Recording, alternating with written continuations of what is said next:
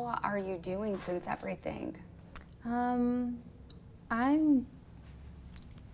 I don't know how to really describe it necessarily. I feel like I have a lot of emotions towards everything. I've been having a lot of anxiety attacks, so it's just been kind of hard to process fully everything with it happening in a short period of time. Wow. And do we know your age? Are you? 24. Okay, 24. And, excuse me, I guess let's just start, if you're comfortable with it, walking me through from that day back in February during the traffic stop. Yeah, so I was driving to a studio when I got pulled over in Florissant. I was on the phone with my mom at the time when I did get pulled over. The cop kind of came out of nowhere. I got pulled over in a car wash, and he came up to my vehicle, asked me where I was going. I gave him where I was going, and he asked me for my ID and insurance. And at the time, my insurance was on my phone through my app. I didn't have a paper insurance card. And he asked me to hang up the phone with my mom, which I did. I get really bad anxiety when I get pulled over because nobody likes to get pulled over. I hung up the phone, and I showed him the insurance on my phone, and he told me he needed to take my phone back to his vehicle to run my insurance. He had my phone for 10 minutes when I noticed my Bluetooth disconnected from my vehicle. At the time, I just thought it was the distance between the cars, maybe. That's why it disconnected. And then he returned my phone and my ID and told me to have my significant other fix my back tail light. That's what I got pulled over, was my back tail light was out. How did he know you had a significant other? At the time, I thought maybe it was like my phone screen because it was a picture of me and my husband. Maybe he saw that because he returned my phone back to me locked. So maybe it was that, but I didn't really, it was like a red flag, but like at the time I was just like, okay, like I didn't get a ticket, like, and I went about my day. And I did note it to like my mom. I called my mom right after I got pulled over, and she was like, it was just so weird that he made you hang up the phone. Like I've never, usually like they don't care when you get pulled over, it's a safety thing for you. And that he took my phone back to the vehicle, which was very weird. And then I told my husband about it, and he was like, yeah, that's odd. Did you have your ring on? My ring? Your wedding ring? Yeah, I did. So he could have maybe have known then? Maybe, yeah, if he was looking at my hands, but it Like, could have been that. Looking back at it, did you, besides a few weird things, that he took your phone back, right, and that your Bluetooth disconnected, did you think anything other? No, I had no idea that he went through my messages until the FBI came and told me. They knocked on my door when I was at work, and I had a full-on panic attack because I was like, why is the FBI looking for me? And then they told me that they needed to meet with me in person to go over some documentation from a traffic stop that happened in February. That happened on a Friday, and I met with them the Monday after, and then that's when they showed me my pictures, my nudes blown up on big pieces of paper, and that the officer took them from me during my traffic violation. Yeah. What was going through your head? I have 2 young children, so first my safety. With me meeting with the FBI, I kind of got concerned, like who knew? Did I have to worry about the officer coming after me for meeting with them? Like, I just that was the first thing that came to my mind. And then embarrassment, having 2 FBI agents have my pictures blown up on a big piece of paper. It was very embarrassing. I cried after. And yeah, it's just really embarrassing because the pictures weren't supposed to be for him to see. It was for my husband. What did the FBI tell you? What did you learn that when you didn't really think, maybe other than that was a little weird traffic stop, what were you all told? So the FBI didn't really give full description of what happened. When I got into the vehicle with them, they asked me to describe my traffic stop, which I did. They asked me to describe the appearance of the officer, if I had a name. I didn't have a name because I didn't get a ticket, and I didn't think to remember his name at the time. I gave an appearance of the officer, and then that's when they showed me my pictures and told me that I would get a letter in the mail with victim resources, and that would be able to to like get therapy or something like that. And that was pretty much it. So nobody explicitly said this officer stole your... They didn't necessarily say he took it. They just said this is what they found and this was the evidence, and that's why I was a victim of a crime. Wow. And then that's whenever you learned later on that he had to have gone through your messages with your husband? When I was sitting with the FBI, the pictures that they showed me, they asked me to identify if it was me, and I identified that it was me. And I started thinking, I'm like, the pictures he took are from years ago. So he was very far deep into my messages with my husband to get the pictures that he took. They were from like 2022. And he had to see a whole bunch of other stuff to even get to those pictures. Pictures of my husband, more recent pictures of me. The pictures that he took were from 2022. Did he take pictures of just you or you and your husband? So it was just my pictures that the FBI showed me. I don't know necessarily if they had pictures of my husband. They didn't disclose that with me. They just showed me my pictures and had me identify myself. But you think he could have gone through by... He saw them. He saw them, most definitely. He saw what? The pictures of my husband and me and my children. So it was a lot. I mean, how violated did that make you feel? Very. It's embarrassing. It's sickening. It's my husband feels the same way. It's just the thought of like an officer seeing, or someone that's not supposed to see your body that sees your body. It's not a good feeling. It makes you feel kind of disgusting. And you never gave consent to this, so that's just another factor of it too. You just, like, somebody stole these images from you. Yeah, never gave consent. And like, I'm sorry, how many photos were there of you that the FBI brought to you? So the FBI showed me one photo, and they wouldn't go into detail of what else they had. They just said, I need you to identify that this is you. So this officer could have more. Yeah. And you felt like, do you feel, after learning more with the situation, with your attorney, and just from talking to the FBI, do you feel that he had sent these photos out to people? I think after investigating a little bit more into my knowledge, there is a possibility that these have been sent out.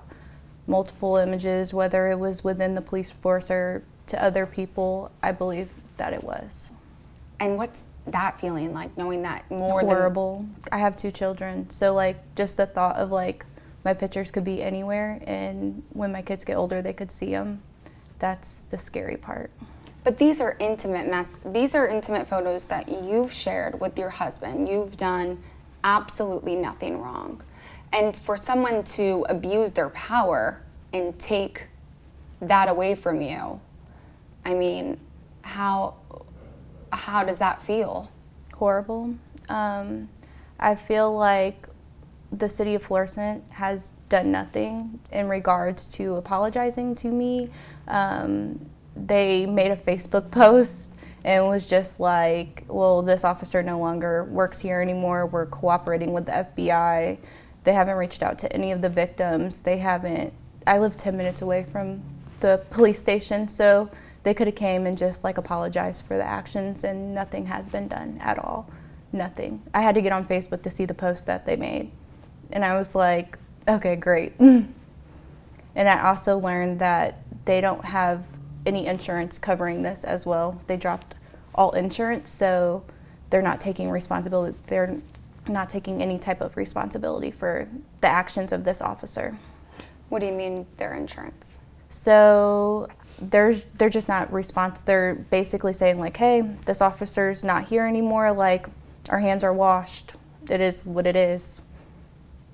And does that like make you mad? Yeah, it makes me super mad.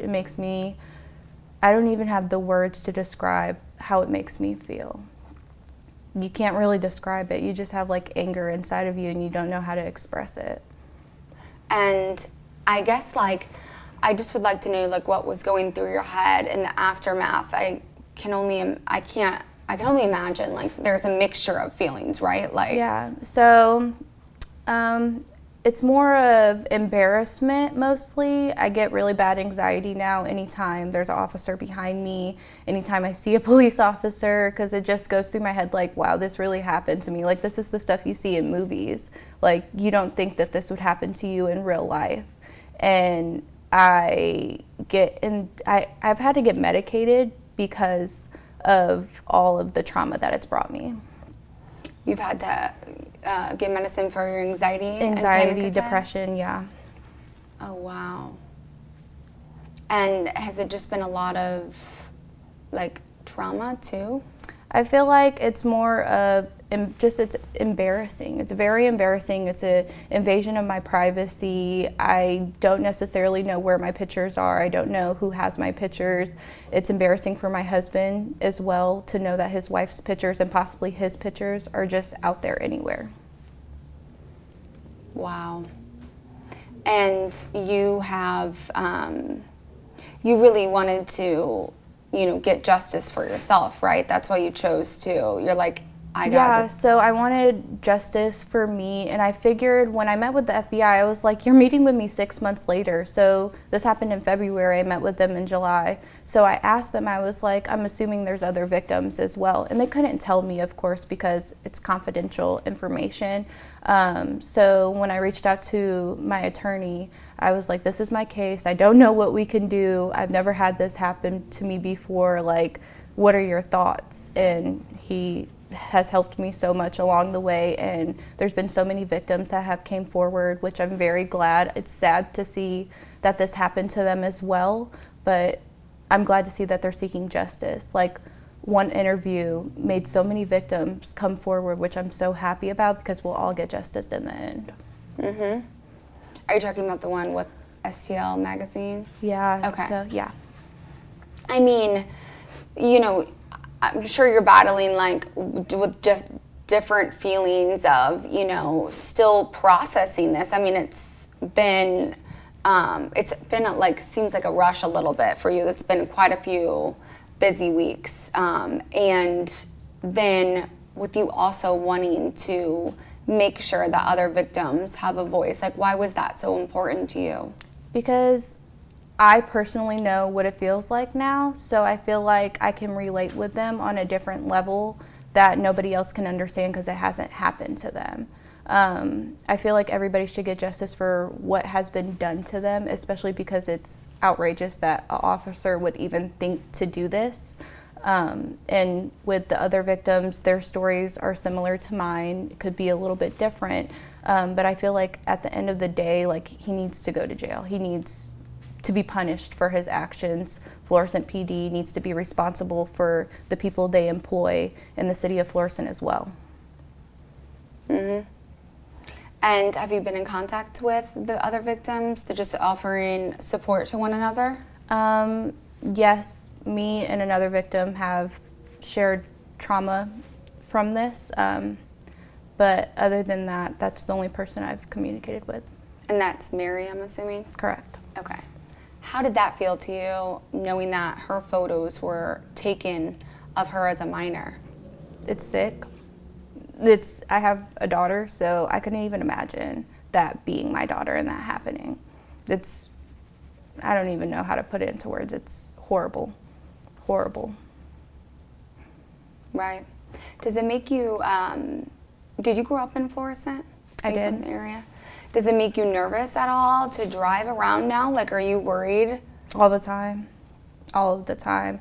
I get nervous, even on the highway, and it's not even a Florissant cop. If it's just a regular, like, traffic cop that's on the highway, a state patrol officer, I get nervous anytime now. Like, I don't feel like I'm being protected. I don't feel like that protection from the PD anymore, any police officer, honestly. I kind of lost all trust. And, I mean, you're still struggling from everything that this has done to you. Yeah, I am. I don't think it's, like, hit fully, but in the moments that you're processing it, you're just like, why did this happen to me? Like, how could this happen? And it's just a lot.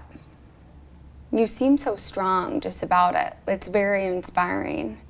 Thanks. I try to be. You can't, it's more of like you're taking it head on, and when you take it head on, you get the best results. So like at the end of this, I just want everybody to be aware of what happened to me and these other victims, and that if it were to ever happen to them, God forbid that it does, that they should have a voice and they should stand up and seek justice for themselves.